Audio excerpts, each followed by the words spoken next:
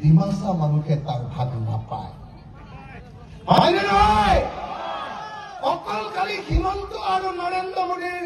দালাল কেইটামান তুলিৰাম ৰঙাঙৰ নিচিনা দালাল কেইটামানে কেইটামান টকা পায় আৰু বাকী কাৰ্বি মানুহে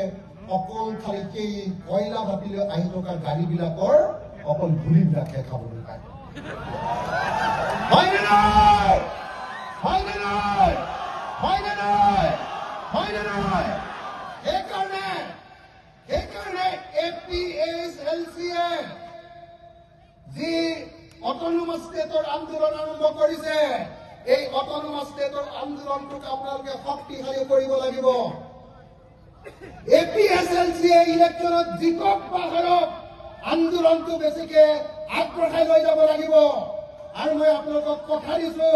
আপোনালোকে যেতিয়া গুৱাহাটীলৈ যাব গোটেই কাৰ্বি আংলঙৰ মানুহে আন্দোলন কৰিবলৈ দিছপুৰ ঘেৰাও কৰিবলৈ তেতিয়া আপোনালোকৰ লগত অসমীয়া মানুহৰ প্ৰতিনিধি হিচাপে মইও আপোনালোকৰ লগত থাকিম আপোনালোকক যদি হিমন্তৰ পুলিচে গুলিয়াই তেতিয়াহ'লে মইও বুকু পাতি থিয় হ'ম সেইকাৰণে মই APSCৰ চেয়াৰমেন APSCৰ সভাপতি APSLCৰ সভাপতি জনছ ইন্টি কাটাৰ ডাঙৰীয়া ক'ব খুজিছো যে অকল ইলেকশ্যনত লাগি থাকিলে নহ'ব ইলেকশ্যনত লাগি থাকক কিন্তু তাৰ লগে লগে ডাঙৰ ডাঙৰ বিশাল বিশাল ৰাজনৈতিক সমাৱেশ আৰু ৰাজনৈতিক আন্দোলন আমি গঢ়ি তুলিব লাগিব যাতে এটা নিৰ্দিষ্ট সময়ৰ ভিতৰত কাৰ্বি আংলঙে 244A অধীনত ষ্টেট উইদিন ষ্টেট লাভ কৰিব পাৰে লাগে নে নালাগে 244A লাগে নে নালাগে ষ্টেট উইদিন ষ্টেট লাগে নে নালাগে যদি লাগে এতিয়ালৈ সকলো কাৰ্বি আংলঙত থকা সকলো জাতিৰ মানুহ একলগ হ'ব লাগিব কিন্তু মই এটা কথা স্পষ্টকে কৈ দিছো অকল কাৰ্বি মানুহ নহয় কাৰ্বিৰ লগতে আন কুকিকে ধৰি যিমান কাৰ্বি আংলঙত থকা জাতি জনগোষ্ঠীৰ মানুহ আছে সকলোকে ভাই ভাই ৰূপে দেখিব পাৰিব লাগিব আপোনালোকে পাৰিবনে নাই কিন্তু একেটা সময়তে কিন্তু মই এটা কথা কম যে ইয়াত থকা অসমৰ ইণ্ডিজিনিয়াছ মানুহবিলাকক আপোনালোকে সকলোৱে মৰম কৰক আদিবাসী মানুহবিলাকক সকলোৱে মৰম কৰক কিন্তু বিজেপিৰ স্পন্সৰশ্বিপত বাংলাদেশৰ পৰা আহি হয়নে নহয় বেংগলৰ পৰা আহি কাৰ্বি আংলঙত যিবিলাকে মাটি দখল কৰিছে হিন্দুৱে হওক বা মুছলমানে হওক কাকো কাৰ্বি আংলঙত কেতিয়াও এনেকৈ মাটি দখল কৰিবলৈ দিব নোৱাৰে হয়নে নহয় কাৰ্বি আংলঙৰ মাটি কাৰ্বি আংলঙত থকা মানুহৰ কাৰণে হয়নে নহয় কিন্তু কাৰ্বি আংলঙৰ মাটি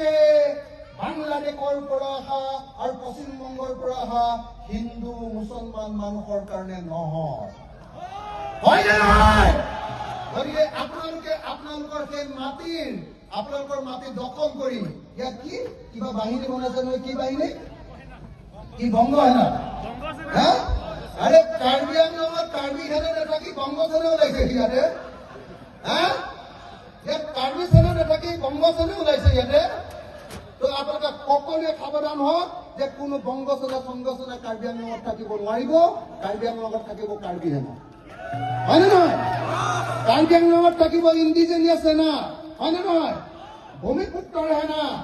ইয়াত কাৰ্বি মানুহ আৰু অসমৰ পুৰণি খিলঞ্জীয়া মানুহৰ অধিকাৰ থাকিব ইয়াত কেতিয়াও বিদেশৰ পৰা অহা মানুহৰ অধিকাৰ থাকিব নোৱাৰে হয়নে নহয় শ্ৰদ্ধেয় ৰাইজ মই 26 অক্টোবৰ তাৰিখৰ পৰা ঘৰলৈ যোৱা নাই অকল চাৰিওফালে অসমৰ চাৰিওফালে ঘূৰি আছো ঘূৰি ঘূৰি মিটিং কৰি আছো আৰু মিটিং কৰি ৰাইজক এটাই কথা কৈছো যে 2026 চনত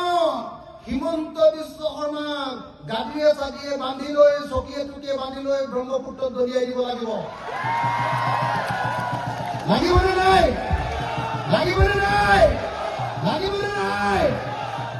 আৰু লগতে যেতিয়া হিমন্ত বিশ্ব শৰ্মাক দলিওৱা হ'ব তাৰ লগত আৰু এখন সৰু চকী আৰু এটা মানুহক বান্ধি লোৱা হ'ব কোন বাৰু কাৰ্বি আংলঙৰ